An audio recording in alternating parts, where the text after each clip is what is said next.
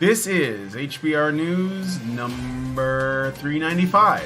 Oh wait, that's wrong. It's 395, but oh no, woman sets man on fire. Classes to help stem misogyny in the UK, where we reflect on the stories of the week and give it the Badger treatment. Yeah, I was right. I had that right the first time. Hello, everybody, and welcome to Honey Badger Radio. Hey, we're approaching the end of Women's History Month. Are you excited or saddened by this news? Very glad it's over. It's not over yet. I'm tired of hearing about women having a completely separate history from men, as if we didn't live on the same planet throughout all of human existence. Yeah. Like I'll be glad when we can stop talking about that. But the achievements of girl bosses amount to so much more. So much more because of all the oppression and being held back and told that they're bossy or whatever. But see, that's the other thing. Women's History Month is never about women who actually did things that were important and new and good and admirable and had merit. It's always about, the bitch queens, and I'm tired of that too. Oh yeah. Every month is Men's History Month, albeit not officially. So we won't stop until every month is Women's History Month officially, and then we'll be equal. Yes. There we go. All right. So anyway, happy Women's History Month, and welcome to Honey Badger Radio. I hope you guys are doing well this week, and that you're laughing at all of this craziness, so that you're not consumed by it. I am your host, Brian Martinez, and I'm joined by, as always, my co-hosts, Hannah Wallen and Dr. Ranmercam. We have a great show lineup for you guys today, so please be sure to continue the conversations both in the chat as well as the comments section. On this week's HBR News show, we're going to have more Hose Mad of the Week. This week, we're going to be talking about a UK teacher that is starting a new program to combat misogyny, in the wake of Andrew Tate. A wife sets fire to her husband over suspected fears that he was cheating. The Flintstones is going to get the Velma treatment and is going to go on the woke chopping block and more, so stick around. It's going to be a good time. And be sure to join us afterwards for the patron-only show. So let me show you guys. I have this... we're basically just going to be hanging around and shooting the shit, but I also have an article with actual shit in it. This is a story that I thought was funny, but not necessarily like robust enough that it should be on the news show. Twitter sets automatic poop emoji response for all press requests. So Elon Musk trolling the media, it seems. And I haven't read it yet, but we're going to get into it. I think Can we do that too? Huh? But can we do that too? Like from the Honey Badgers, except instead of poop, we can send them an eggplant. Yeah. You're going to, I think that's right. In fact, an eggplant and a set of plums. Yeah. Or can we just straight up send them some shit in the mail? Yeah. No, that's illegal, actually. As long as you put eyes and a smiley face on it, that'll work. You gotta like stick the googly eyes, Yeah. All right, but anyway, so if you want to join us on our patron only show, either as a audience member like you are now, or as an actual like part of the discussion, please consider joining us and becoming a Badger by going to feedthebadger.com. And starting a monthly subscription. And if you don't want to wake up one morning to find that we have been yeeted from the internet and you don't know where to find our content, go to badgerfeed.com or honeybadgerradio.com. Yes, I know, we have too many websites. Blame Allison. All right, so let's get on with the show. So I didn't get like as many write-ups as I was hoping to, but I thought that two of the stories we could just sort of like discuss without the need for a write-up. So first, we are going to, and Hannah put this one in. So I wanna know what her take on this is. And essentially, let me just put this up on the screen. At the time, over the weekend, there was a lot of talk about Donald Trump getting arrested today, but it didn't happen. Unless it is still yet to happen. I don't know, but the rumor is it'll happen tomorrow for sure, right? It's sort of like that person that says that they're gonna meet you at a place, and then you get there and you're waiting 10 minutes, and then they call you and they're like, "I'm sorry, I'm running behind." So, so there's some people might say, like, what does this have to do with men's issues? And I think that that's what Hannah wanted to talk about, right? Is that right? Yeah. Now, our which is the first thing we're going to talk about? Are we going to talk about the Trump thing first, or are we going to talk about the Barbie thing first? We're going to talk about the Trump thing first because I don't have a write up for that, but I have it first in the lineup. So in this situation, the Trump situation, if you cut away all of the politics, like Republicans doesn't matter, Democrats doesn't matter. The campaign finance thing doesn't really matter either, because the specificity of the action that the charge is allegedly coming for doesn't have anything to do with a campaign, and it's already been proved in previous hearings on previous politicians that this doesn't constitute a campaign expense, right? So this isn't about campaign financing or anything else like that. When you strip everything else off of it, we are looking at a prosecutor who is threatening to charge and arrest a man for being blackmailed by a woman using the threat of an embarrassing allegation of sexual misconduct that isn't illegal. It's not illegal to cheat on your wife. It's maybe reprehensible. It's reprehensible to cheat on your husband. It's reprehensible to cheat on your wife. There are circumstances under which it can be understandable. Like if you're being shut out, like somebody's abusing you using a withdrawal of affection and treating you like you're not there and stuff like that. I've heard from people in that circumstance where they just get completely ignored by their spouse and then they cheat because they need human contact. But that wasn't this situation. We don't know that Trump actually did cheat. He has denied it. So essentially, this woman is sexually harassing this man by claiming to have had sex with him despite his denial that it ever happened, and then threatening to, come forward and say, "Hey, everybody, I had sex with this guy who is married," and demanding money from him.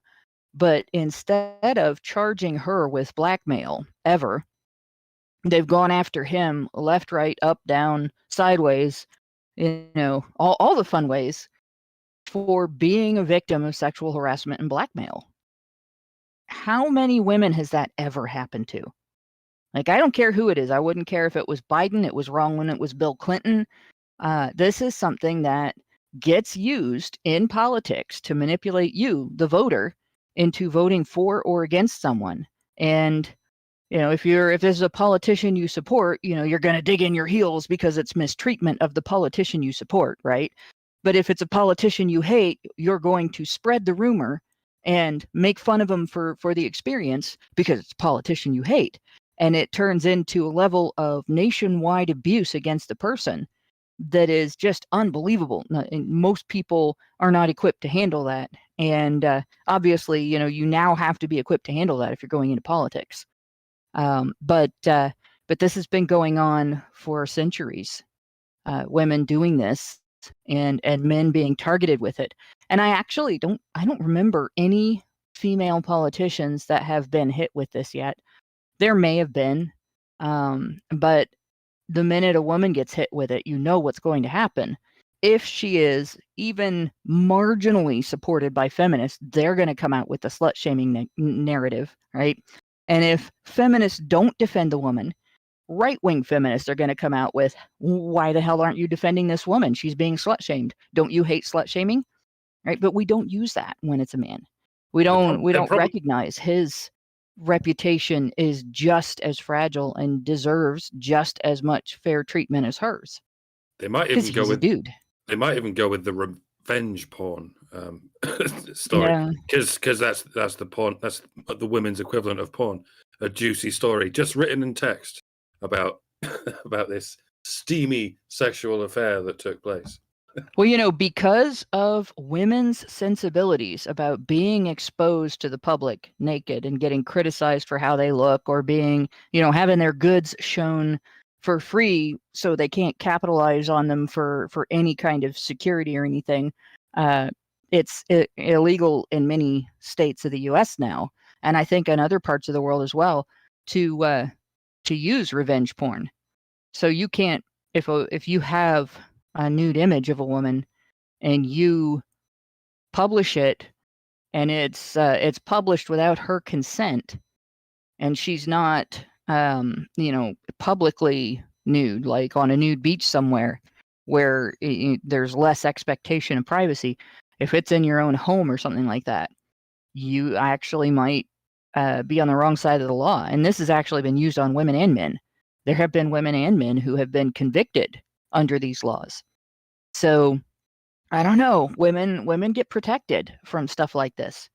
But when a man goes into politics, when he throws his hat in the ring and says, here's my ideas, here's what I want to do, whether he's honest about it or not, doesn't matter.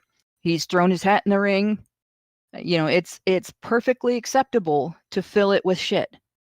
For the whole rest of the public can fill it with shit.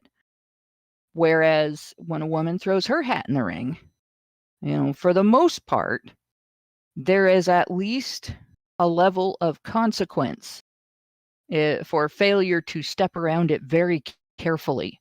And that consequence doesn't exist when a man does this. So where it comes to men's issues and this situation, it is the main thing out of this, that the main takeaway for us is, a man can be not only falsely accused and punished on the basis of that false allegation, but if he tries to protect himself from an allegation that he says is false, he can be punished for that too. And nobody is exempt. Not even the wealthiest of men, not the most famous of men, not men with political power, not men with media pull, not men who own their own social media platforms. No man is safe from this until we develop a better sense of ethics around how we treat men. Yeah, so a couple of things. Number one, is there evidence? Because Trump's denied having an affair with Stormy Daniels. Is there any evidence that contradicts that? Is the first thing I wanted to ask, because I haven't seen any, but maybe I'm not. Maybe I'm not. Her word is the only evidence. Her word is literally the only evidence. And that's word. It. So her word. Her word. That's it. Okay. And honestly, at one point she even said, "Oh, I made that up." So it's really doubtful that there was ever an affair. But just for the sake of argument, if there was an affair, let's say they christened every room in whatever building they were working in together. Trump Hotel, of course. They were working on the best hotels. Let's say they did that. And right, Trump Hotel. Every single room in the Trump Hotel. Like all in one day. Hanging from the chandeliers, whatever. I don't care. Let's say that happened. All right. That is not a crime. Yeah. No. His wife could divorce him. His wife could probably take him to the cleaners. Mm-hmm. She wouldn't be the first. Right? Mm-hmm. But in terms of criminal law, he's clean. That matters not at all. Right? That's the first thing. The second thing is, she's still guilty of blackmail if she's told him, pay me or I'll make this public. Yeah, no, it's like telling someone, pay me or I'll tell people you like feet. Like that, I guess that one's pretty common now. Pay me or I'll tell people you have a fucking toenail fetish, right? Yeah. You like toenail clippings, right? Yeah. That would be embarrassing. Ew. Or mold or some weird ass thing like that. Or, only like women who turned 18 yesterday because it's illegal adjacent or some bizarre, pay me or I'll tell people that. Even if it's true, if it doesn't violate the law, I'm not going to try harder. I can't come up with anything. It's like just I'm not part of that community. So It's just going to be used for I character know there are some assassination, like bizarre ones, always. guys. But the point being, if it's not illegal, if it's not something that you'd get an ethics violation for engaging in it, just engaging in it, right, in your profession, then there's no reason to go after that person for being blackmailed. Yeah. Well, if you didn't do this, you would have been blackmailed. Well, you know what? Blackmail is more wrong.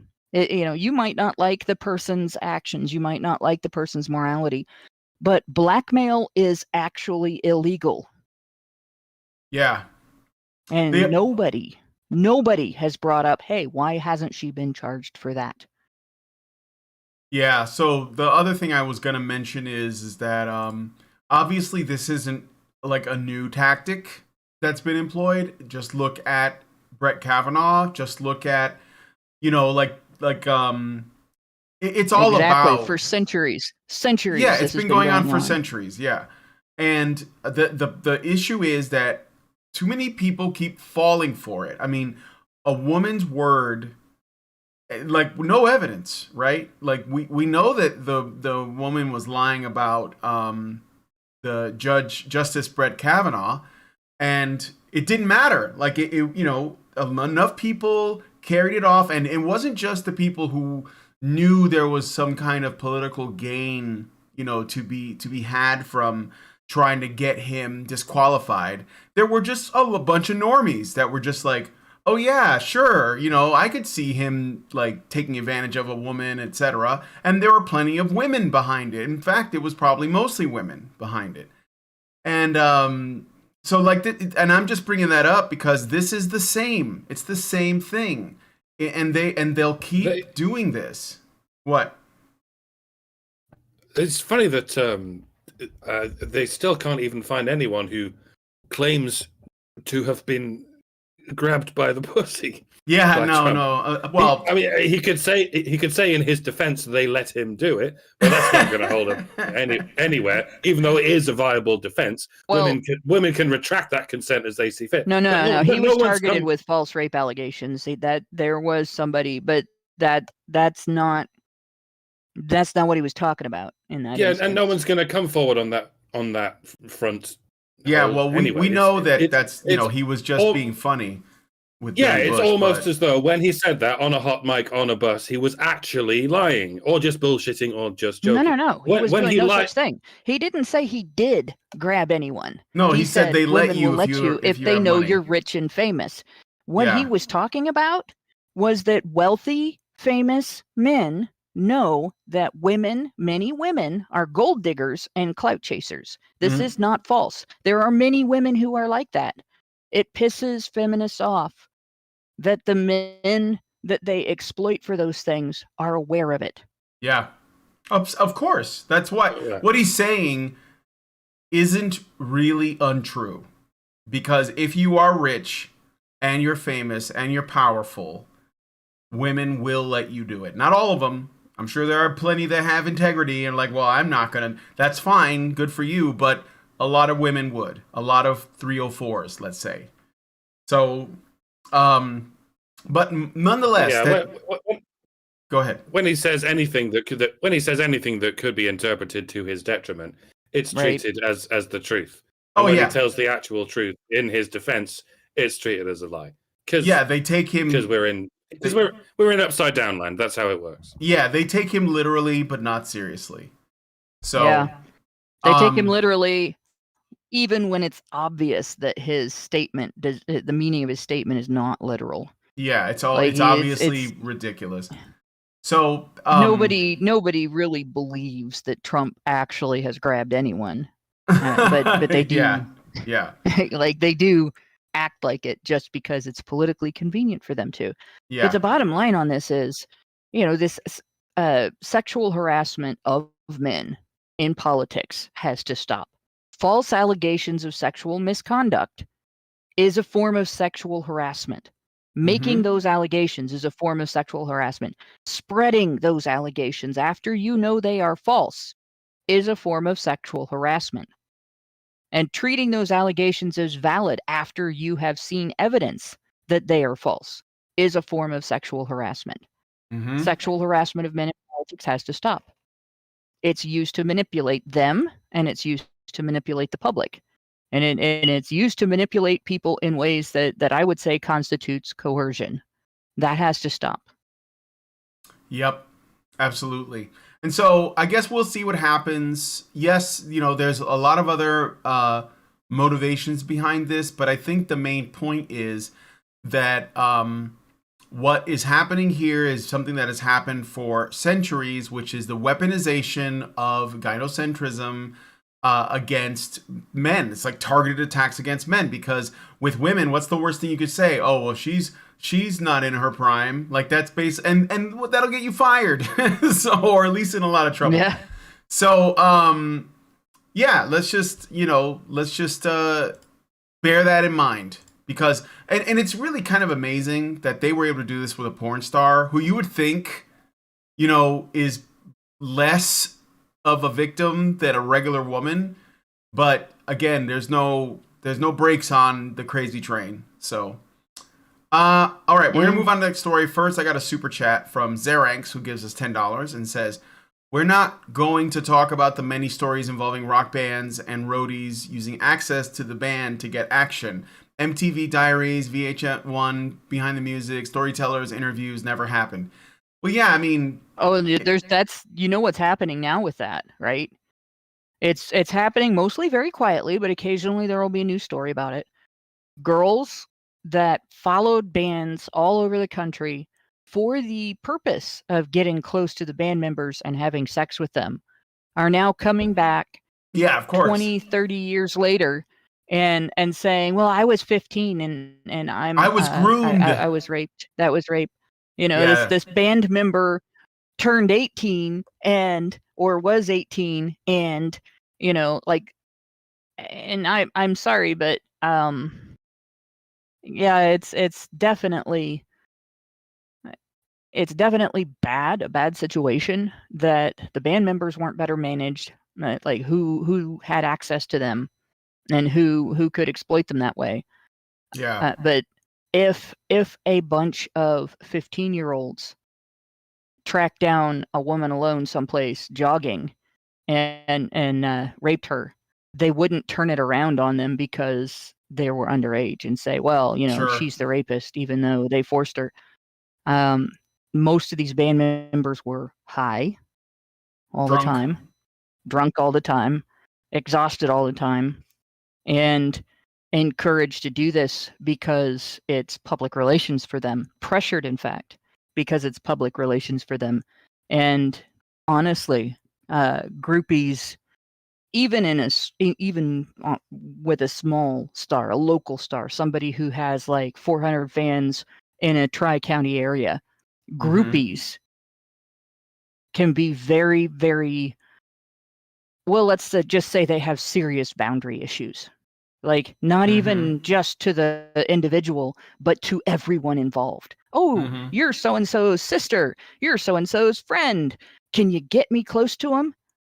All right. Yeah. Very serious boundary issues. So before I go believing that any, innocent, sweet, level-headed, totally not involved, totally not cynical teenager was just taken horrible advantage of by a bunch of rock stars, I want to hear, why mom or dad let this 15-year-old go all over the country pursuing people who they knew were living a sex, drugs, and rock and roll lifestyle.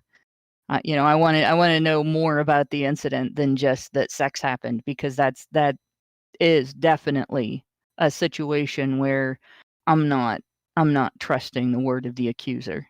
Yeah. And if you think those 15-year-olds were telling the truth about their age, I have several bridges to sell you. Yeah. If they actually admitted that they were 15, those rock stars would not fuck them. They would be like, get the fuck off of our coach. Go home. Here's your travel money home. We're not fucking doing this. We have all kinds of 20-something-year-olds who want to fuck us, and we don't want to get arrested. But a lot of 15-year-olds are precocious in that way. The most part, that's probably the wrong word. And I'm getting into hot water when I start saying this. No, you're not wrong. If they're lying about their age, it's, what are they supposed to do? If they look 18, but they say they're 18, but they're 15, then that's mitigating at the very least. Yeah. You're not wrong. And this is something that I grew up during that era, right? And when I turned 18, maybe a couple months after, maybe not even that, because it was still during the summertime. So before school had even started, I turned 18 in the summer. My birthday's in the summer. I went with a friend. We went to Steve Vai was playing and signing autographs like by himself, not with any band, down here in the Dayton area, and I lived up north. And we had a whole car full that was going to go. Originally, it was just me and a friend, and she told somebody, and then somebody else found out about it, and two people invited themselves and everything. I was the only legal adult in the car, and I had been a legal adult for maybe a month. Right. And a 15-year-old wanted to come along, and she got in my car and she wouldn't get out. And at that age, I did not have the wherewithal that I have now. If that happened to me and I had my 50-year-old brain in my 18-year-old body, I would have just shut off the car and said, "You get out, or I will knock on a friend's door here on this street," because I had friends all over town, ask to use their phone, and call the cops. Because we didn't have cell phones back then. Mm-hmm. But that would have been it. I would have, like, "You get out of my car, I'm calling the cops." And that would have been it. But I didn't do that. And it made the trip a living hell. She was exactly like that. Very precocious, very forward with the guy. She gave our phone numbers to guys that we didn't know. It was just like, this is a chick with behavioral problems out the ass. And that was a horrible situation. And I was sure, I was going to end up in all kinds of trouble because of this kid. And I told my other friend that invited her along, I'm like, "This is never going to happen again. If you have her with you, I'm not hanging out with you." That is how you have to handle that. Unfortunately, if you have no prior knowledge of the person that has been allowed to get, say, a backstage pass to your after party or whatever, to your concert, and you're high on something or drunk on something, because a lot of people who perform have performance anxiety, have stage fright, and they use substances to gain courage to go out up on the stage and do stuff, or to gain the energy to go out on the stage and do the stuff that none of the rest of us could do in front of other people. That creates a situation where, the band members' consent is questionable. Yeah, sure. And I'm just like, that situation and the commonality of the commonness, I guess, of girls who are like that, who will pursue relationships or sex or anything like that, illegal activities with adults that shouldn't be involved with them. There's a charge you can ask for when a young person has a behavioral disorder, or behaves as if they have a disorder like that, where they don't control themselves. They're constantly getting themselves in trouble. They run away from home, or they do stuff like that. It's called being an unruly child. And I think that when somebody who is underage can be proved to have actively sought sex with an adult, they should face unruly child charges, and be forced to go to therapy to deal with their behavioral problems, because that is a self-destructive behavior, and it's dangerous to the child, and it's dangerous to the adults that they try to involve. That's just me. If you're going to have a set of laws that will punish an adult for involvement with a child, then you must also have laws that will force a child into therapy if they try to engage that type of involvement with an adult. Yeah. Just the same that you would put a kid in therapy if they tried to commit suicide. All right. So I got do you guys know about Chris Brown, I think? So you might remember the Chris Brown. What was that? What's new about Chris Brown? Because we know the history. Like, yeah, you know about him and Rihanna, I think it was, but this isn't really related to that. But then there was this little thing where Chris Brown is touring, or he was doing a concert or something, and he gave an audience member who was female a lap dance during one of his songs. And the thing that I think is the great part about this is that girl's boyfriend dumped her after that, and because I guess she was getting really handsy and stuff with Chris Brown. And no, she was into it then. That was some Sigma male shit right there. I thought that was great because people were saying, oh, he's insecure and his masculinity and all that, but no. But if you got to have boundaries and you have to reinforce them. What was that? Yeah, a Sigma male wouldn't have even gone with a 15-year-old who's that much of a hoe. But I get your point. Yeah. So anyway, just like, I don't know if you guys know about the Chris Brown thing, because I don't know the names of the other people involved. That's why I'm calling it that. But I hadn't heard anything about it. But here's the thing. Whatever Chris Brown did, that's his performance. He's going to do that. The girl, she could have pushed him away, and or encouraged him to find another girl. I'm sure there would probably have been hundreds of girls in the audience going, me, because they went there. Obviously, they're fans, right? Yeah. But and the boyfriend, like, he really, if there's a guy like right there with the gal, like, why target that one?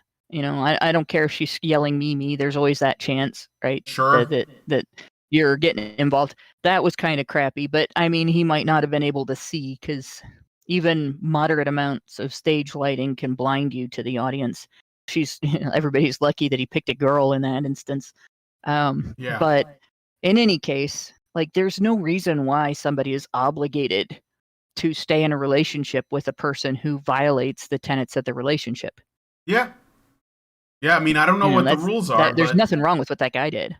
Right. No, I agree. Again, if he went to a strip club, what would she do?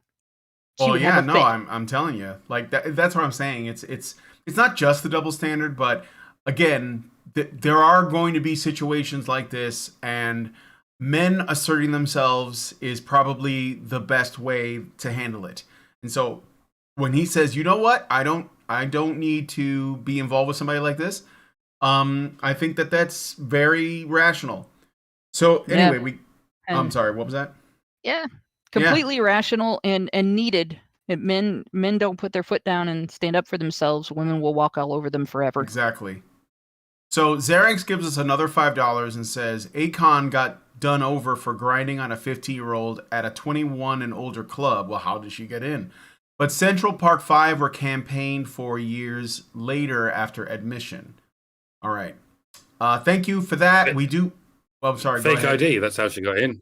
Fake ID. That's yeah, how she of course. got in. Another crime. Yeah. How are you supposed to know that somebody in the club used a fake ID? Like, that is on the club. Yeah. And honestly, that's exactly the situation I'm talking about. There's a 15-year-old that uses a fake ID to get into a 21, and over club. That's a person who needs therapy. Mm-hmm. And there should be a process. You charge her with being an unruly child, and the judge can order therapy so that she learns to take better care of herself and keep herself protected against exposure to activities that she's not prepared to handle yet. Because a 15-year-old really isn't competent to handle that kind of situation. Yeah.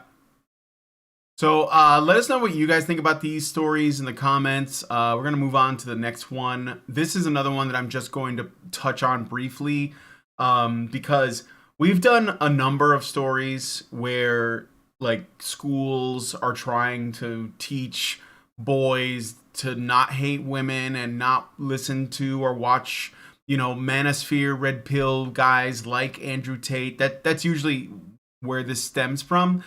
And I know that Andrew Tate's not an MRA, and that, isn't really like he's only maybe tangentially connected because he repeats some of our talking points, but that doesn't really matter because the education system is anti-male.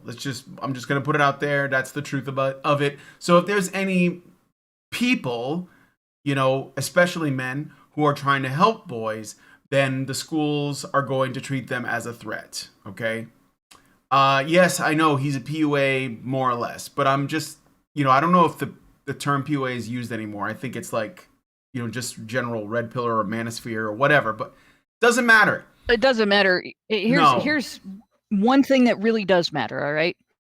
Being a boy does not mean that your school teacher gets to tell you who you may or may not listen to when you're trying to form your ideas on your ethics and morality and your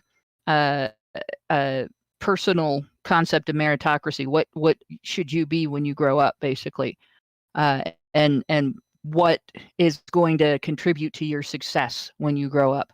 Your school teacher does not have a right to tell you you're not allowed to learn anything from this person.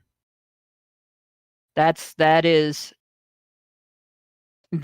essentially discrimination against you on the basis of your sex and the person being male. Because Andrew Tate, there are female pickup artist coaches all over YouTube. Most of them kind of look like fake Barbie, actually. But they all have all kinds of advice on how to manipulate women or how to form relationships with women. And I would divide them into those two classes because some of them are coaching men who are looking to get laid over and over again without, any connection, and by breaking down women's defenses against getting involved with a guy who just wants to get laid. And then there are those that are coaching guys who are looking to find a partner. And so both of those, like, they have every right to do that, every right to talk about it, every right to give that advice. Men have every right to decide whether or not to take that advice. That's all freedom of thought, freedom of association. You have those rights. Whether it's advisable or not is a different story, right?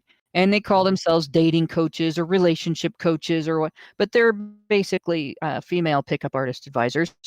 And and nobody says word one about them. A lot of them are making shitloads of money handing out advice, and some of it's good advice and some of it really sucks. They're doing exactly the same thing that Tate did. Well, but nobody is making classes about, let's get rid of these women. We don't want to listen to these women. It's all about the guy that had things to say. But teachers don't have the right to tell students who they're not allowed to learn from. Guess who actually does have the right to tell children who they're not allowed to learn from? Parents. Yeah. I mean, I guess I guess it's not necessarily a legal right, as so many things aren't necessarily a legal right. But in terms of common law, I think parents do by default have some kind of right to not let their children be forced to learn from someone telling them things they don't want to learn. So if the FBI is in the business of anything, they should be in the business of cracking down on teachers teaching children to cut their dicks off and stuff, but they're not. For whatever reason, they're only cracking down on the parents who would rather their children didn't cut their dicks off. But it's, it's 2023, goddammit. So in this the current year, in this specific example, I'm just gonna mention it. This is a school called Hereford. I don't know. It's in the UK. It's close to Worcester, I guess. And Hereford, by the way. What? Hereford. Oh, okay. Oh, Hereford. Okay. See, I knew I was pronouncing it wrong. And there's a school there, and there's a teacher named Joe Emmett who teaches relationships and sex education at Fairfield High School, which is in Hereford. and he's starting conversations after growing concerned over behavior. So I'm just gonna jump to the takes he's gonna have here. So he's concerned about the popularity of Andrew Tate, media influencer, and that the kids are treating Tate as a kind of role model. And then what Mr. Emmett says is, what I think we're dealing with here is the end, in some ways, of 10,000 years of male domination. And people like Tate are just desperately trying to reaffirm their position that they have held for thousands of years. I didn't know that Andrew Tate was like thousands of years old. So I don't know where they're getting the 10,000 years figure either. What happened 10,000 years ago? What was going on before that? The first man clubbed the first woman over the head, and after that, she had had post-concussion syndrome, and he was just able to manipulate her because she couldn't think straight. Yeah. So, what did happen 10,000 years ago? The birth of civilization? Is that what they're talking about? Yeah, that was pretty good. That was pretty good. So yeah, basically though, the main thing I think that I'm getting from this, okay, we know this is happening in schools everywhere. We know that they're threatened by people like Andrew Tate, but basically anybody who is, what in their mind, you know, a part of the men's movement, a part of the red pill movement. It doesn't matter the technicalities, you know, like, oh, Andrew Tate's not an MRA. Yeah, well, we know that, and we'll say that. But these people don't care. They don't draw distinctions. They just lump everything together because they don't like the message, you know? They don't like the message that men and boys, especially boys, you know, they should have the, liberty to assert their preferences and their boundaries. And they will say, oh, Andrew Tate is like, you know, he or whoever it is, doesn't matter. It could be Rollo tomorrow, for all I know. It could be, you know, Paul Elam. It doesn't matter. They're just going to do the same thing. Some guy nobody ever heard of. It could be somebody that it could be the somebody rest of us you never are all heard going to be of. going, who? Exactly. It doesn't matter where it's coming from. The point is, they don't like people who are looking for their information outside of their system. That's what it is, right? And in particular about what it means to be male and about the history of masculinity. That's why he said, oh, they're going to lose power, you know, at their 10,000 years. And it's just like, you're ridiculous. Like, how are you a sex teacher? Oh, I know, because you're saying the right things, you know?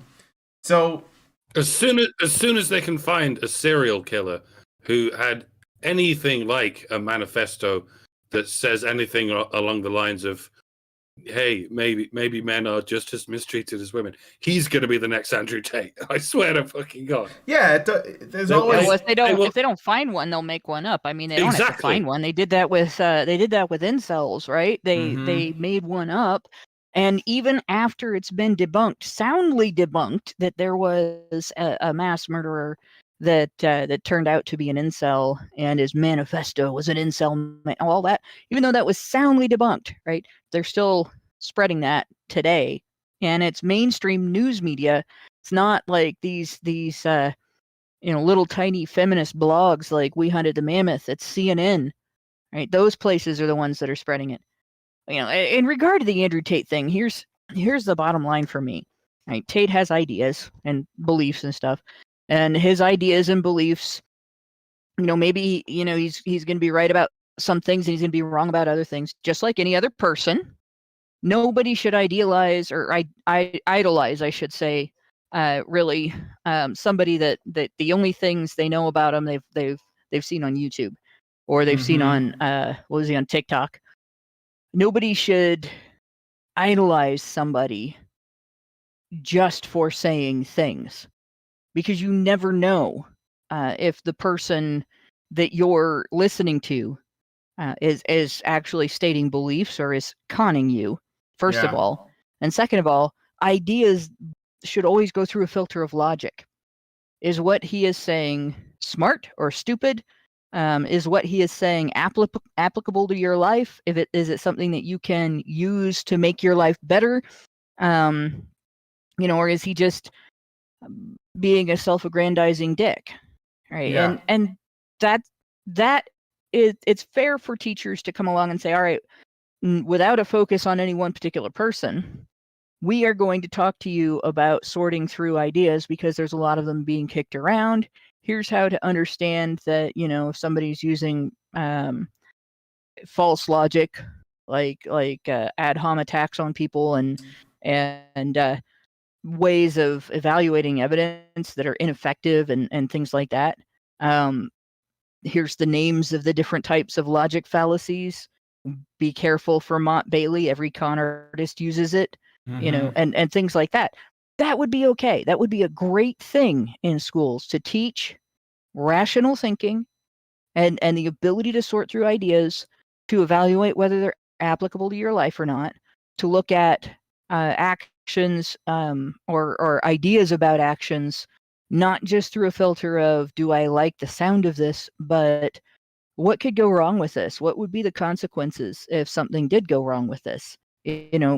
That would be valuable, but they're not doing that.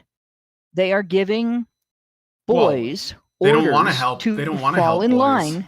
Yeah. Right? They're giving boys orders to fall in line with a type of thinking that is in service. And it's in service to women so that it can be in service to the state. Ultimately, the state is always going to use your gynocentrism and your tendency to do things in service to women to exploit you as a resource for the state. Never trust the state. Never trust state gynocentrism. Never trust state claims about being interested in your welfare. And that's it. Yep. So, So anyway, that was the story. Very, very brief, but let us know what you guys think about that in the comments. And I look forward to seeing them. Now we're going to move on to like an actual write-up. So, there we go. Put that on the screen. About an actual murderer. Yeah. What? Okay. Wife. Abdullah. Yeah. No. I'm sorry. Hold on. Abdullah Kamer, and I believe this is in the UK. So just so you know, this isn't like a third world country. Okay? Oh, you skipped the top one, the fake Barbie one. Oh, this isn't I'm sorry. A murderer, it's an arsonist. You're right. Whatever. I put them in the wrong order. Okay. Okay. An OnlyFans model in the UK who murdered her boyfriend is now demanding conjugal visits in jail. Abigail White, known as Fake Barbie, was found guilty of stabbing Bradley Lewis, dad to her 3 children, last March. The 24-year-old was sentenced to life in prison, but may be eligible for parole after 18 years. So, got a life sentence with parole in 18 years when she gets out at like 42 or something. Now White is demanding conjugal visits with her new boyfriend. White told Prison Magazine, that's a magazine? Prison Magazine? Okay. Inside Times, so that's the name of the website or magazine. It has come to my attention after recently being sentenced to 18 years that prisons do not facilitate overnight stays for women prisoners and their partners. Yeah, unlike male prisons, right? They should take into account and consideration our needs and allow men and women to have overnight stays together. I would like to know what other prisoners think about this, as quite a few girls here agree. While conjugal visits aren't allowed, prisoners can see family during daytime visits, which are supervised by staff. Initially, White lied about events of the murder, claiming Bradley stabbed himself. What? Senior investigating officer D.I. Ben Lavender said, Bradley was a much-loved young man, father, with his whole life ahead of him. Abigail White cruelly snatched that life away by her callous and selfish actions. We were determined to carry out a thorough and painstaking investigation to achieve justice for Bradley. with our team of officers and police staff gathering and reviewing evidence, including CCTV footage, an extensive number of social media posts and voice messages, as well as taking more than 200 statements and carrying out 7 video recorded interviews. He then added, quote, "My thoughts and the thoughts of the whole policing team are with Bradley's family, who have shown tremendous dignity and courage throughout." And so I don't know if it's mentioned, but she's like an OnlyFans. Yeah, she's an OnlyFans model that makes There's like some details that need to be highlighted here. Yeah. The first one is OnlyFans model. Like that was her job. Just a point. That's like being there. a Call of Duty soldier. OnlyFans model, like meaning that she made enough money as an OnlyFans model that she was probably considering it an income, a real income, right? That's the first thing. Second thing, she got a boyfriend after being committed for murdering or convicted of murdering her husband. Mm-hmm. Yeah, that's the second point to pay attention to, right? And the third point to pay attention to is that the article treats this situation as though the prisoner's opinion matters because she is a woman. And one's initial reaction might be, wait, she has a boyfriend? The hell's going on in that guy's head? I don't want to kink shame anyone, but damn, that's living life on a knife edge, dangerously close to literally. But it's not as unusual as you might think. Don't forget, when men go to prison for murder, they find themselves with legions of adoring female groupies. Like the more murders he committed, the more gruesome those murders were, the more hordes of women he gets, leaving a slime trail on the road as they crawl towards him. Yeah, like it's like high security prison is like the male equivalent of OnlyFans, for whatever fucking weird reason. So of course the female equivalent of that is OnlyFans. Mm-hmm. But I suppose there's an inversion there. It's not the murders that these simps are attracted to. They're already infatuated with the OnlyFans girl. The murders just don't make a difference. And what I don't understand is this idea that female prisoners are not allowed conjugal visits, but what's being suggested is that male prisoners are. Why is it because of the risk of pregnancy? Because I don't think male prisoners should be becoming fathers any more than female prisoners should be becoming mothers. Either way, you end up with a child deprived of one or more of its parents for at least the duration of the prison sentence. Is it because mothers tend to get let out of prison and fathers do not? If that's the case, maybe it shouldn't be. By that, well, she is referring to her life sentence as an 18-year sentence because she's eligible for parole after 18 years, and she's just obviously taking it as a given. Yeah, I mean, nobody should be spared prison because of any pregnancy to which they are party, especially not if they're in there for murdering a guy. Doubly, especially if they had the quote-unquote balls to claim he stabbed himself to death. Mm-hmm. It's not like he's a fucking samurai or some shit. But is that a thing? Is that the female prisoners aren't allowed conjugal visits, but male prisoners are? Is that just feminists complaining about something that affects everyone equally, or am I missing something? I think it depends on the. I don't know how it is in the UK, but yeah, I know conjugal visits are a thing in the US. I don't know that there's a denial specifically based on gender. I think that would be something that if that complaint is true, and if the reasoning behind that complaint is women can get pregnant, there should be potential solutions to that. Obviously, it's much easier to control the use of birth control, hormonal birth control and stuff like that in a prison. Most of the time when hormonal birth control fails, it's because the individual was given or took outdated medication, took it ineffectively, like, at 7 o'clock in the morning one day and 7 o'clock in the evening the next day, not thinking about the fact that it needs to be taken at the same time every day, or ate the wrong thing with it, where everything about your life is controlled when you're in prison. So it should be fairly easy to monitor everything that could cause birth control to fail and make it as effective as it can possibly be. And of course, there could be other requirements, and obviously, that would handle the situation. You wouldn't have pregnancies. Well, you're going to use 3 types of birth control if you are going to have a conjugal visit. That might make it expensive, but you'll have to deal with that. It's your responsibility. But if men are not allowed conjugal visits, then I don't see why women should get them either. In terms of in terms of the situation, like, she killed a guy. What right does she have to ask to have a guy visit her in prison? Yeah, I mean, none. And also, I always thought, maybe I'm wrong, but I always thought that conjugal visits were,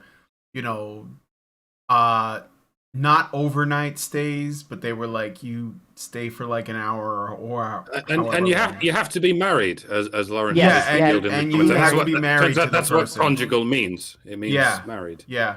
So she's not. I don't think she's just asking for something that could in any way be construed as reasonable. She's asking for special treatment. So at least that's what I think. Maybe I don't know the rules or laws in the UK prisons, but you guys tell us if you have any knowledge on that. I'm still stuck on the fact that she just takes it for granted that she's going to get out when she's up for parole. Yeah, I mean, like she might. I wouldn't be surprised if she got out earlier. It's possible. It's quite likely. It's just, how many men just automatically assume that once they're up for parole, they're going to get out. I don't usually hear that when men discuss their sentences. Yeah. I don't know. I mean, like I said, she might even get out earlier. We've seen stories of women. We have. Yeah. So who knows? All right. Well, anyway, let us know what you guys think about this story in the comments. What do you think about her request for conjugal visits? Do you think that that's like fair or what? Let us know what you guys think in the comments. All right. Next story. So this is the one I was going to read before, but okay. This is another story, I believe, that takes place in the UK. Abdullah Khmer took a phone call from his daughter from another marriage in another room. So he had an ex-wife, and they had a child, and then I guess they separated or divorced or something. His wife, his current wife, she thought he was talking to a mistress. Farah al-Nuaimi flew into a fit of rage and threatened to burn the house down because she thought her husband was cheating on her. Al-Nuaimi set the jumper her husband was wearing, so he was wearing like a jumper, and she set it on fire, but he managed to wrestle her to the ground and call the police. Sheriff George Way ordered her to carry out 150 hours unpaid community work as a direct alternative to custody at Dundee Sheriff's Court on Thursday. Way said that, quote, "This was an amazing and potentially very dangerous situation. I'm prepared to take the view that what happened is a one-off," end quote. When Al-Nuaimi was charged, she told police, quote, "I didn't mean to set the flat on fire. I was angry. He pushed me to do it," end quote. Which one is it? He pushed me to do it by talking to his own child. Yeah. Holy shit. Defense solicitor Kevin Hampton told the court that, quote, "She had suspected something untoward. She is genuinely at a loss to explain what happened," end quote. She said both parties were keen to resume their relationship and added, quote, "She appreciates it is a serious matter." Not according to her testimony. Yeah, that was her testimony. She got off and walked free, despite having said, "I didn't mean it. I was angry. He made me do it." That's a confession. Not only did not only did she have no remorse at all about setting fire to a man, and apparently the courts didn't even give a shit about that, she even essentially confessed to the consequence of burning down the flat. When you align those admissions together, that is a confession of guilt and malice and just for good measure, projection. And they all contradict each other. It was a misunderstanding on your part, therefore your anger was your own fault and not his, but you're going with it anyway. It's a three-pronged ramshackle gaslighting attempt, much like along the lines of, it didn't happen, it did happen, but I couldn't help it. It did happen, and he deserved it. And even if he had been cheating on her, it still would have been wrong to set him on fire. Yeah, that's not how you respond to that. That's like when a person gets insulted verbally and then they retaliate by violently attacking them. I don't care what he called you, you're wrong. So that's not the appropriate response. People need to learn impulse control, especially women. It's odd how many ancient religions have reverence to a rather prominent god of fire, yet they're usually male gods of fire, like Hephaestus, Prometheus, Vulcan, Agni, Alaz, etc. And yet a lot of those same religions also have a female goddess of the hearth, which just means the fireplace. Vesta, Hestia, Araniti, Chantico, Joangsin, and all of these. The fireplace was a much more central element of civilization back in ancient times for obvious reasons. But it was always seen as the fireplace was always seen as something separate from the phenomenon of the fire itself, to the point where the separation was something considered worth gendering. There are exceptions here and there, but it seems to be a mythological trend put in place across all manner of cultures, perhaps to warn us about something. Men are the ones who discover the fire, the ones who create the fire, but women, by and large, are the ones who use it to burn things, especially in a domestic environment. And that's where fire is at its most dangerous and volatile, at least to humans. But we don't listen. We just don't listen. I mean, I guess we do to some extent. Maybe that's why men feel so compelled to be the ones to attend to the barbecue. Because a woman in charge of a barbecue is that much more likely to start throwing hot coals at someone in the event of a misunderstanding. And maybe these dangers have become less apparent in the last few generations because we've progressed beyond the traditional fireplace where wooden logs are burned up the chimney, which is for the best, by the way, because wood smoke is just as carcinogenic as tobacco smoke. Not a lot of people know that. But it goes to show you, men are in charge of the thing that brings us warmth. Women are in charge of the thing that brings us cancer. Oh, and they're quite... There you go. They're quite prone to burning down everything, up to and including the entire city, because, as we say in another religious context, hell hath no fury like a woman scorned. Maybe it's for the best if we do ban gas stoves, eh? Maybe you ladies can't be trusted with that either. Resign yourselves to the use of induction stoves from now on. Fuck your wok, hey.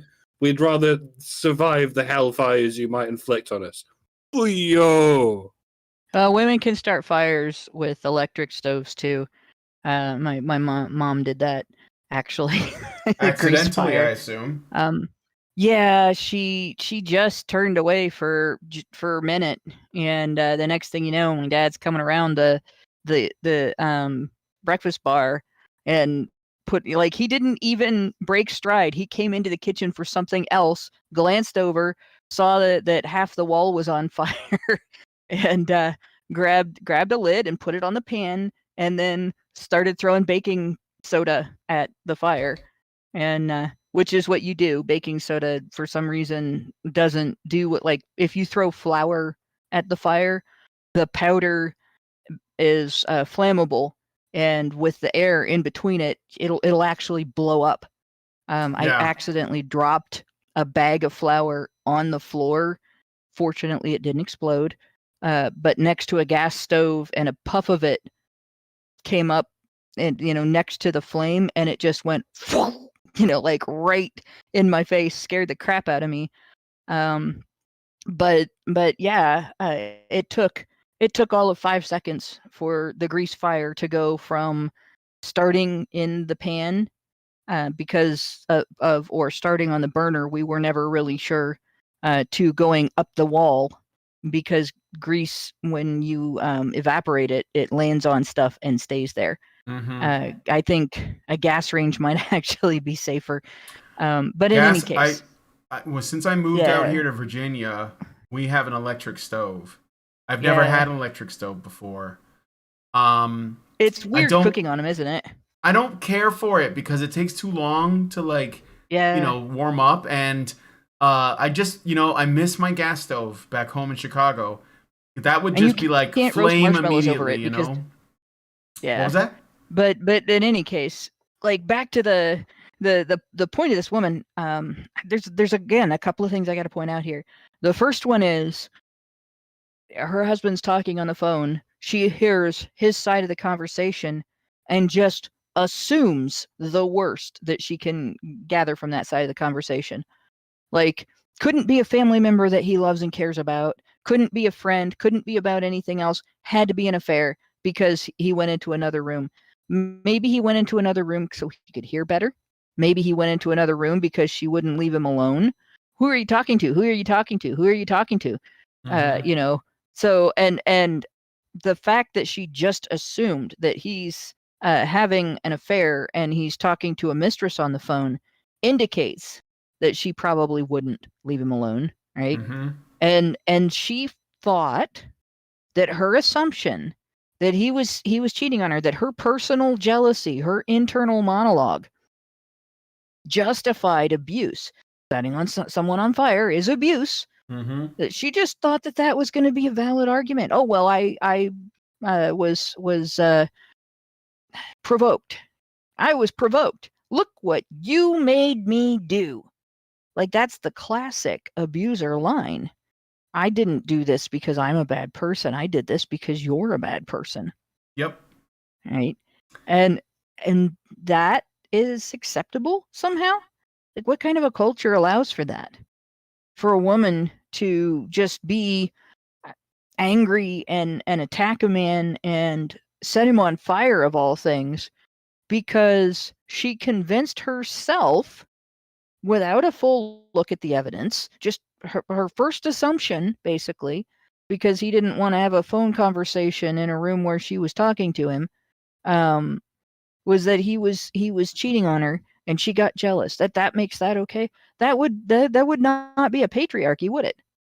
Nope. Like, obviously, we're not talking about some sort of woman oppressing patriarchy, because a woman thought that it would be a valid argument to go into court and say, it's okay that I set him on fire.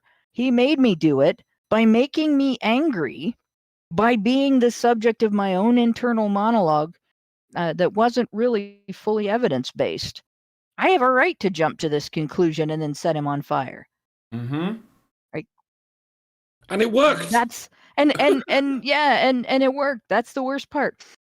And it even convinced him.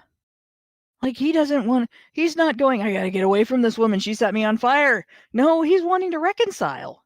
Yep. And I don't see anything in this. I see community service. So she has to do things for other people who were not involved. But I don't see anything about mandated therapy. Anger management, maybe? Like, obviously you would want to order therapy for somebody who just sees somebody on the phone and just jumps to the conclusion that, oh, well, he's cheating on me, and then gets angry about it and does something. You would think that would be the first thing that the judge would be ordering, even if she was going to jail. Well, you're going to go to jail, but you're also going to do anger management and some psychological therapy. We suspect that you might have something like borderline personality disorder, or you might be narcissistic. Maybe you need to learn how to be a better person. maybe you need to learn how to mitigate the symptoms of your disorders, and so that you won't do this to him again. And no, you can't be in a relationship with this man until you learn to do that. But she just had community service. Go pick up some garbage on the highway for a few hours, and we'll forget that you set a human being on fire. Yeah. Like, really? Talk about male disposability. Yeah. Are you guys able? I see that someone, just real quick, someone on Twitch said no audio on YT, which is YouTube. This was like there's definitely audio on YouTube. I'm listening to it. Yeah, I figured it's fine because I'm not seeing other people complain and they're actually responding to what we're saying. So yeah, this happens all the time. Do so you what mean Twitch? I want to point out to our listeners, two things. First of all, if there is audio on any outlet, we are sending out audio. If there is a problem with audio on another outlet, it is not a problem at our end. It's a problem at their end or your end.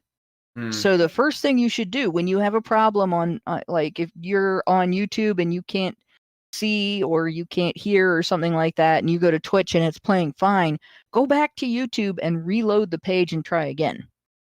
And again, like that's, if that doesn't fix it, start looking at your settings. Close the browser window, or just watch us on Twitch.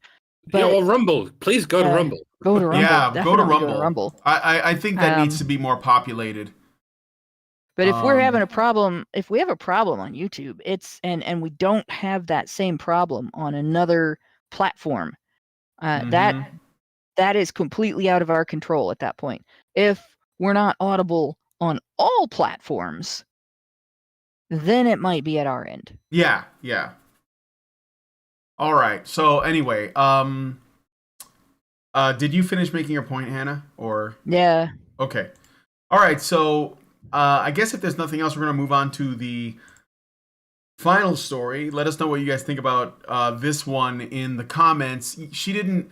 Fortunately, that there was no permanent damage done, and this is like real brief. This could have been really bad, and fortunately it wasn't. I think the man managed to wrestle the lighter away from her, and it didn't really get bad. So there is that. But also he should probably take a serious look at his marriage and decide if this is something he wants to continue to pursue, because I don't know, that's not just a red flag. So there's a lot more than that.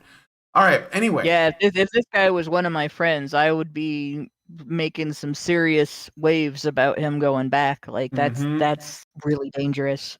Yeah. Let me just make sure that there isn't a super chow. There is. Meredith G gives us $5 and says HBR news $3.95, honey for the Badgers. Thank you, Meredith. Really appreciate it. Give you an applause.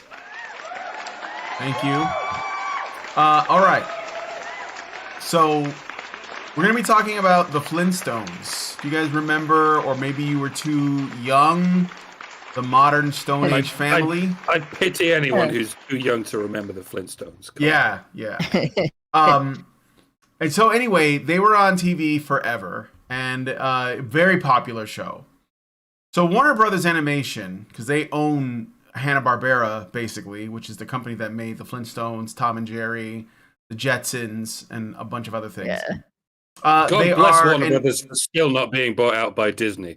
The one holdout. They don't have to. I mean, one day they might. I mean, Disney's a lot bigger. We might see the day in our lifetime where even Warner Brothers gets bought out by Disney. Ugh. I just threw up in my mouth. Warner Brothers Animation and Fox are officially trying to revive the Flintstones as a series. Entitled Bedrock, that's the name of the city that the Flintstones live in, the new series looks to jump 20 years into the future, where Fred Flintstone is nearing his retirement from the rock quarry, where he was like a construction worker or something. a blue collar guy. The Stone Age is giving way to the Bronze Age, and the now 20-year-old Pebbles Flintstone is trying to find her way in the world.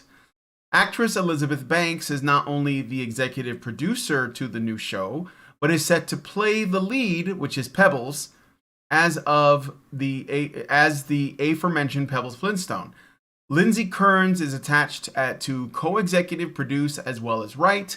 In the past, she's written for Jurassic World, Camp Cretaceous, I don't know what that is, DC Superhero Girls, and Trolls, the beat goes on. Executive Vice President of Alternative Programming at Warner Bros. Animation, Peter Girardi, states about the show, quote, "The Flintstones are the first family of primetime animation." That's true. They were the first cartoon show that was shown primetime that featured a family.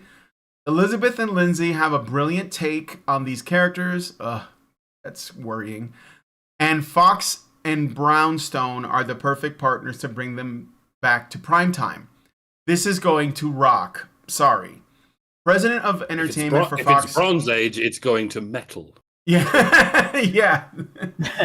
The president of entertainment for Fox Entertainment, Michael Thorne, comments, quote, "Long before The Simpsons and Springfield, The Griffins and Quahog, or even when the Belchers started serving burgers on Ocean Avenue, there were the Flintstones and Bedrock. Their imprint on the animation universe is undeniable, and the idea of adapting it for today's audience is a challenge we here at Fox are very much looking forward to taking on with Warner Brothers, Elizabeth, and Lindsay. No pressure whatsoever, really," end quote. This is the first time in over 10 years that a revival of the Flintstones has been attempted. The last one was pitched to Fox in 2011 by Seth MacFarlane as a series reboot, but the project never went forward. Is it all that cynical of us to presume they're going to make it woke? It seems to be the theme for every remake these days. It's feminists wearing the skin suit of a beloved franchise and parading it around like a trophy, mocking the people from whom they stole it. So what can we expect from the new Flintstones? I guess they're going to make it so that Fred and Barney are fat, bumbling idiots who are always fucking up, and Wilma and Betty are healthy, level-headed saints who fix all the men's fuck-ups. Wait a minute! It was already very much like that from the beginning. Sitcoms have been like that since forever. Movies have been like that since forever. Commercials have been like that since forever. You have to go way back in history to find any kind of fiction that wasn't like that. It's because these things tend to get filtered through focus groups. If you make a show where the male characters are selfish morons and the female characters are morally pure yet long-suffering, like the Flintstones or the Simpsons or like Family Guy, the focus groups are okay with it, or as okay with it as they can be, because the men don't complain, and even if they do, no one cares. Whereas if you make a show where the female characters are selfish morons and the male characters are morally pure, shows like there are no such shows. They would never the go on. Closest you get is Married with Children.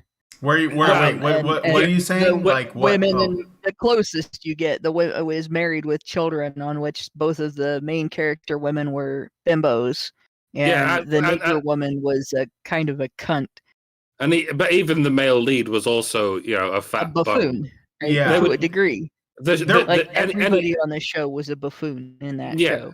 And that's fine. The smartest of the buffoons was the guy in that show. That's the closest you get. A show where everybody is the buffoon. A man is allowed to be the least buffoonish of the buffoons. But yeah, any show where men are the good ones and women are the bad would never go on to become a show, because the women in the focus groups will inevitably cry misogyny, and whichever swine had the temerity to pitch such a show would never work again in this town. But this still isn't good enough for the termites who have already eaten their way this far. Even the Flintstones isn't feminist enough.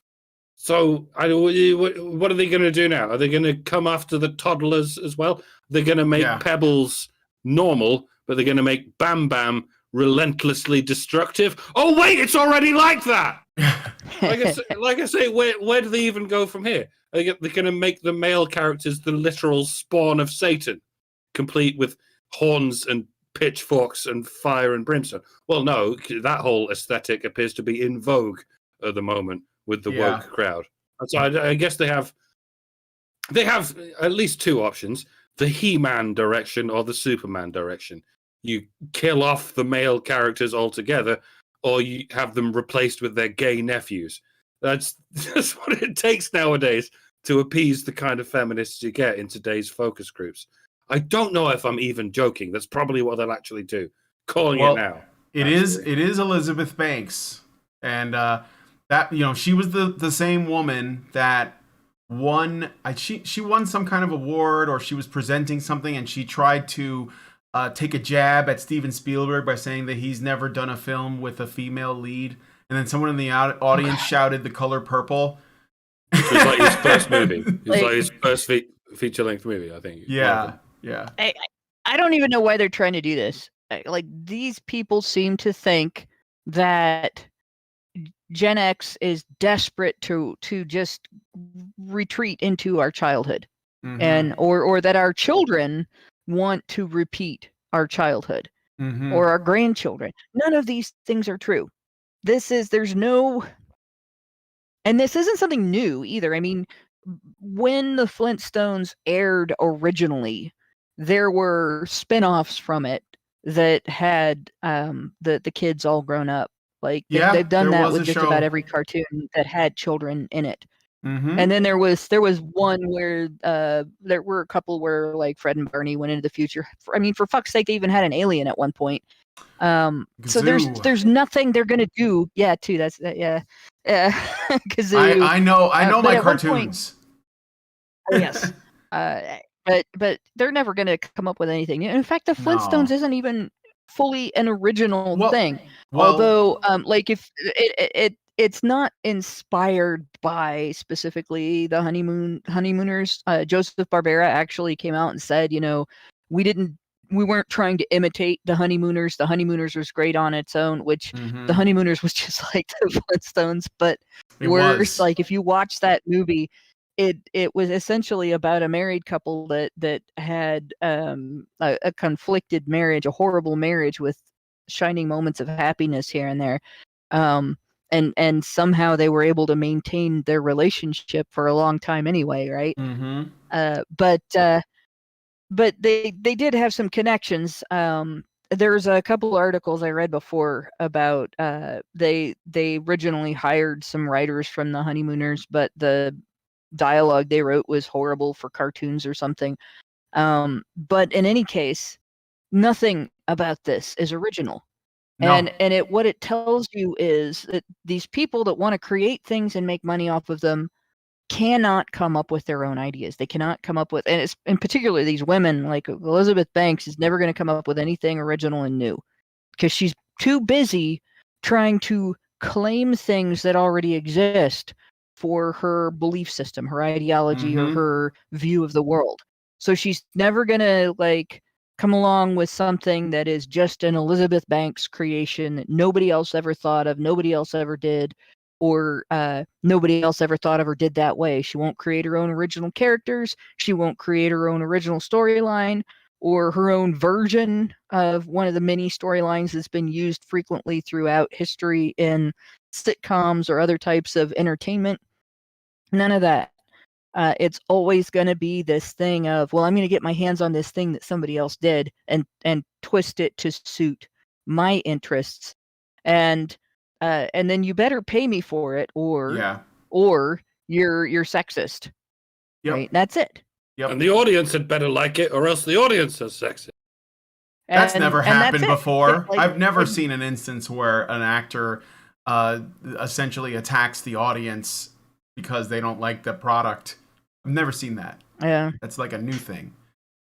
It's just I have no hope for this. No, it's going to be trash. I mean, like, like trash. I said, Elizabeth Banks is trash, and this is the thing, like first of all, it's basically anything that's being made now, you should just assume it's trash until you hear otherwise. But aside from that, whenever they say we're gonna give this we're gonna change it for modern audiences, that's they don't know what modern audiences want. They're just saying that so they can do what they want. And yeah, it's gonna be like Mike said, like the original Flintstone show was already, I wouldn't say it was pro woman, because there were episodes where the wives would be the ones that would get in trouble. I remember the one where they got their first credit cards and they were charging everything, and it's funny because it does play into females' tendency towards materialism, and I think that the show was trying to present that, but you'll never see that now. Like, that's just not going to happen because. Go ahead. As an aside, you remember the Flintstones were the first cartoon characters to advertise cigarettes. And beer. I love the cigarette ad. Yeah. I wonder what unquestionable science they're going to advertise in the new one. Get your boosters, ladies and gentlemen. You've all got to get your boosters. Yeah, I remember that. But yeah, like, I think that it's funny because there's no way that this new show is going to be.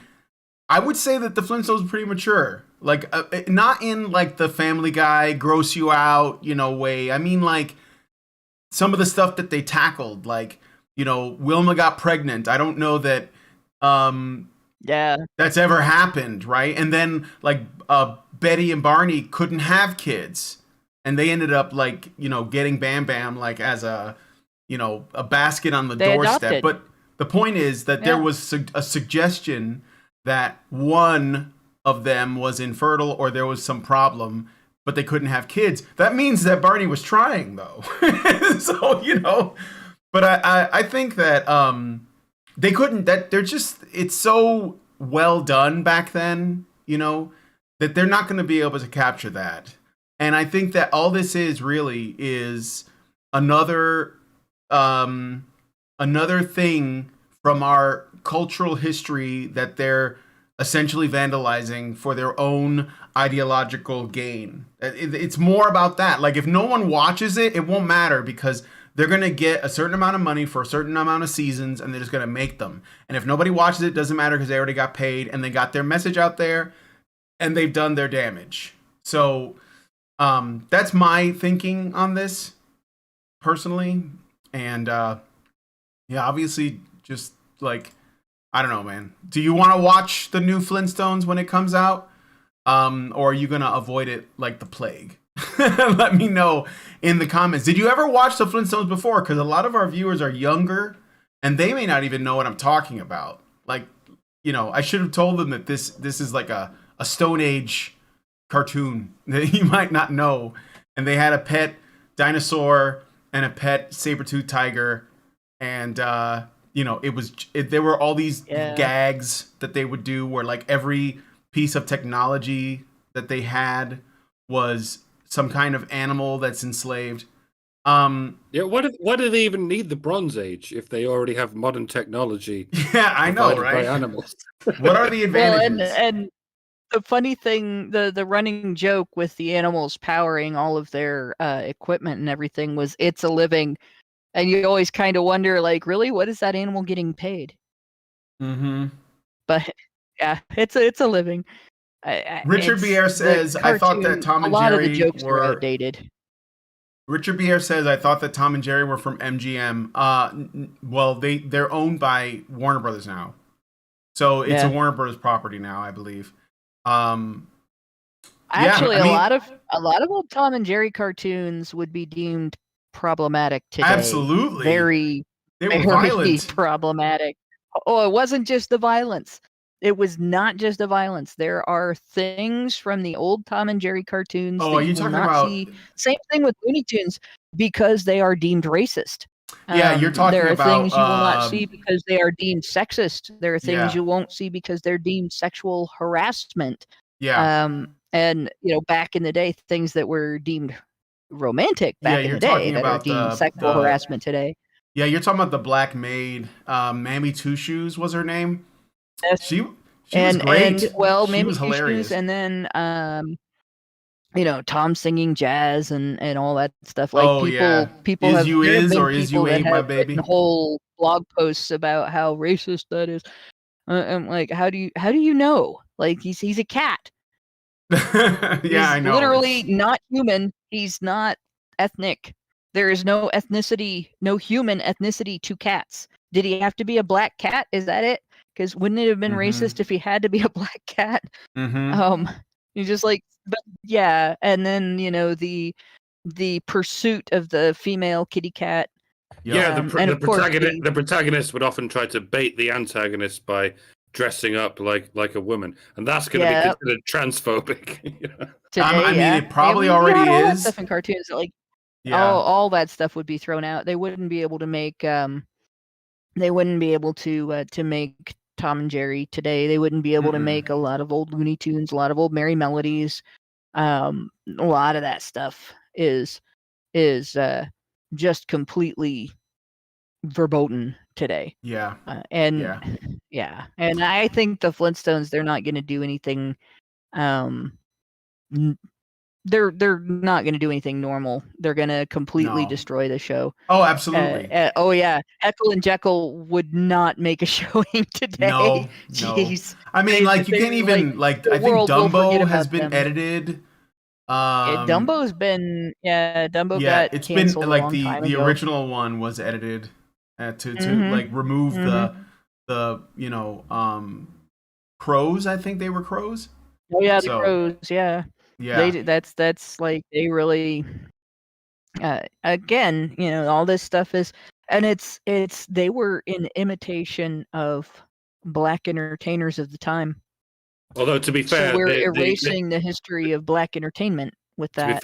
To be fair, the leader of those crows was actually called Jim Crow, which was problematic which to say the least. Poke. that was a poke. I thought that was a poke, not at the black population, but at the concept, right? Yeah. Like of course, you can't think of it that way now. But I mean, they did the same when I thing saw with, it as a kid, I didn't make the connection because I wasn't thinking about that, right? So it was one of those like inside jokes that only adults would get, probably. Yeah, little kids wouldn't get it.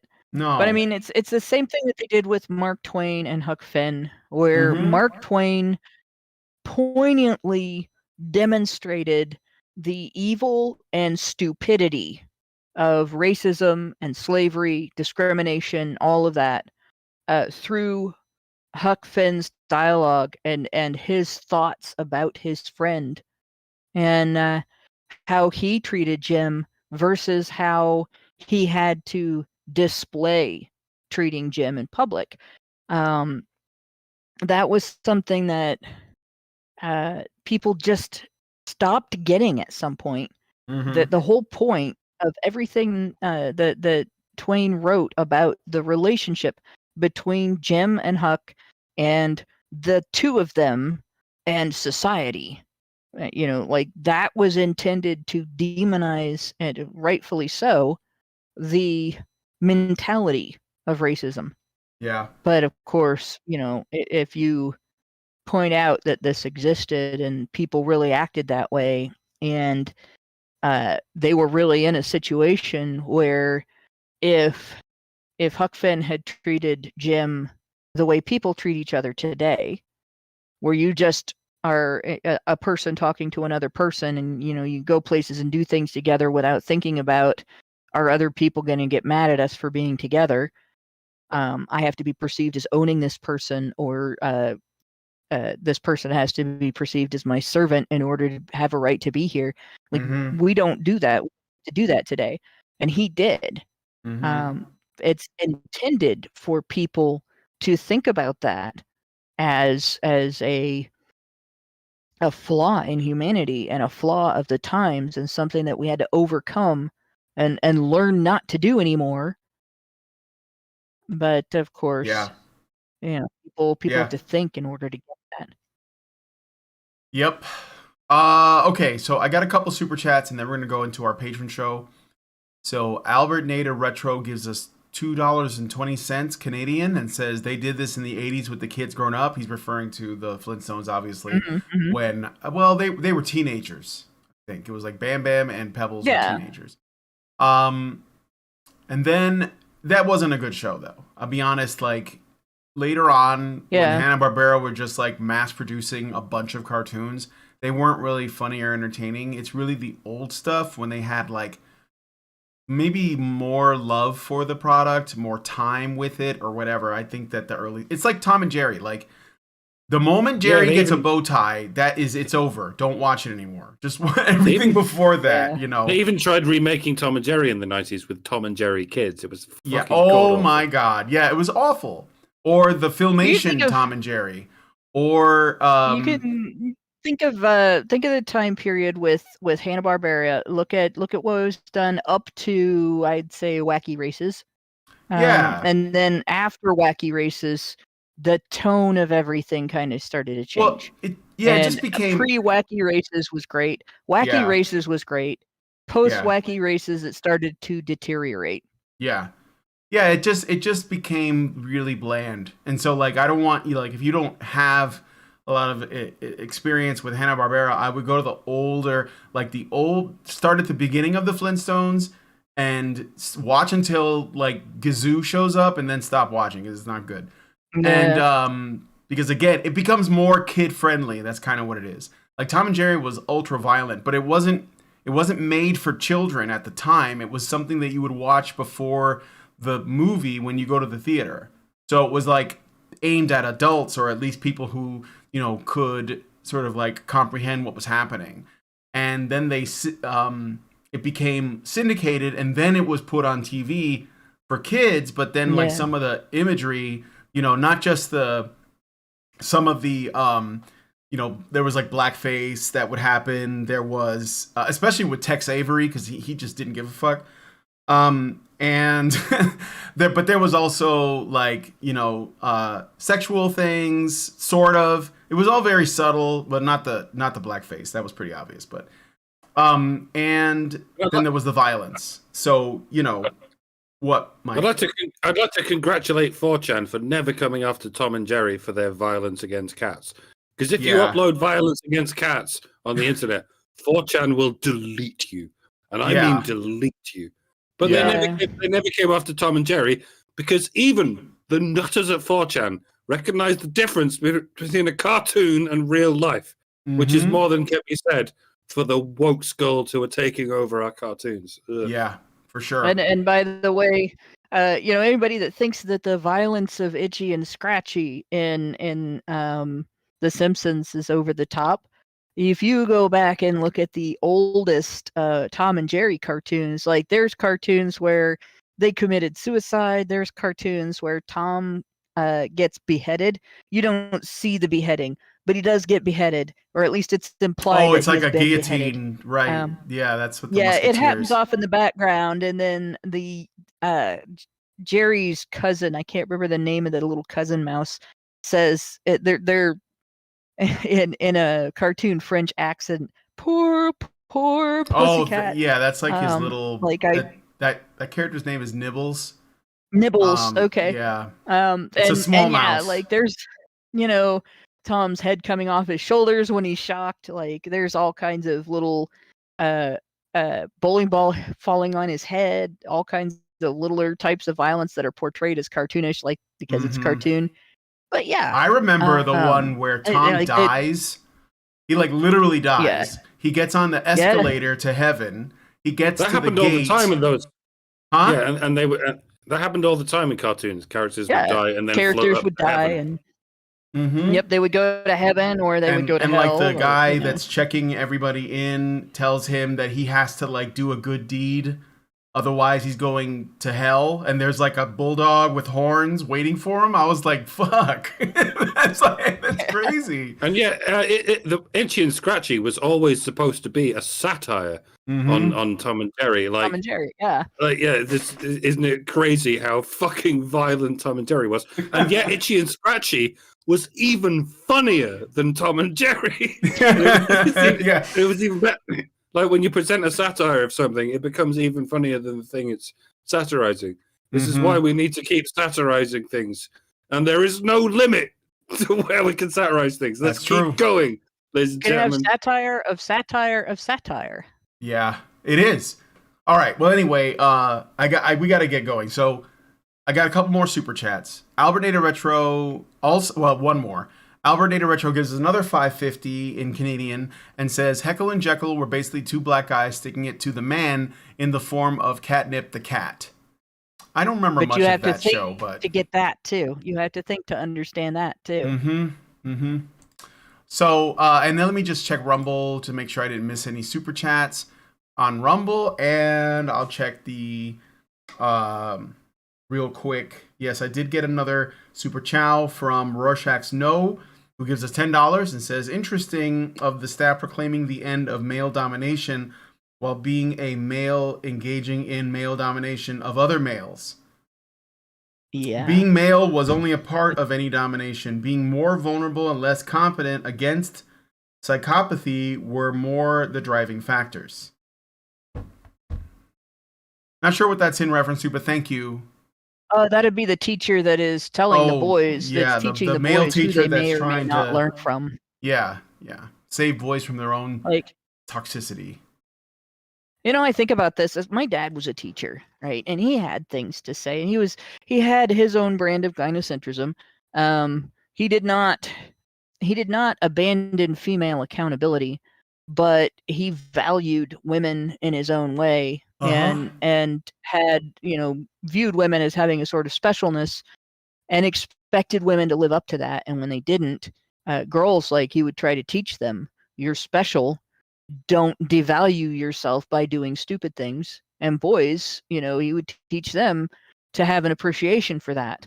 And that was not necessarily all good, but it was, I think, way better than the idea of teaching boys that there's harm in them choosing what they value about girls, and there's harm in vetting girls for character, where dad would teach boys to vet girls for character and girls to have it, and he taught character in boys too. This was not something that was a one-sided thing, but he would have looked at this situation, this following that Tate developed, and his response to it would very much have been to teach them to think for themselves instead of listening to some guy tell them how to live, and to vet the ideas for rationality and applicability and what could be the potential consequences of behaving that way versus the rewards. Is this really serving you to listen to this guy? And that would be his approach, not demonizing the individual, because that doesn't teach the kids not to listen to the next person who comes along and sounds like that. And it does teach the kids that even if this guy has some good ideas, those should get thrown out with all the other ideas. And that's kind of the way he taught Adam and me, my brother and me, growing up. And we learned not to just judge an idea by who it came from, but to judge people by their ideas instead. And this is not this idea of making somebody go to a class to learn not to listen to a person. That's kind of spread. Yeah. We're watching the death of freedom of thought. Yep. And it's something that people really need to think about and consider. And what do we do about it? In the U.S., we're talking about big conversation about school choice, where instead of having state-run schools, we have parents sitting there choosing where they're going to send their kids to school. And until we get to a point where people are funding their own schooling, if state funds are used to pay for a student's schooling, they can go with the student where the parents choose to send them to school. And I think that's probably the solution to something like this, where if you don't like what your school is doing, you can take your students' dollars and go to another school. If it's a private school, if it's a religious school, it doesn't matter. You should be able to take your student to that school instead. And that would prevent this type of indoctrination and brainwashing from being forced on your kids against your will. You'd be able to go somewhere else instead. All right. So thank you guys for all of your kind donations. Remember, we are still doing our monthly fundraiser. I think we have like 2 weeks left on it. A little less than that, actually. But it's like a week and a half. So if you guys want to support us, go to feedthebadger.com/support. And if you could please kindly give so that we can keep doing this. Because we want to keep doing this and we want you guys to stay with us while that is going on. All right. So that's feedthebadger.com/support. Now, if you guys liked it, we're going to go into the after show now and hang out with the patrons. If you guys like this video, please smash like, subscribe if you're not already subscribed, hit the bell for notifications, leave us a comment, let us know what you guys think about what we discussed on the show today. And if you could, please share this video. Are you like in a group with other men's rights activists, or at least like, kind of anti-woke types or anti-SJW types? Maybe share the video with them. I think this one turned out pretty good. We're not really experiencing technical difficulties, so it won't be frustrating. And hopefully they will, enjoy like the content. So please consider sharing this video. It's the best way you can help us grow. I think the like button and sharing is like the best way. So, all right, with that said, thank you guys so much for coming on today's episode of HBR News, and we'll talk to you all in the next video. Men's rights activists are machines, dude. Okay? They are literal machines. They are talking point machines. They are impossible to fucking deal with, especially if you have like a couple dudes who have good memory on top of that too. Holy shit, you're fucked.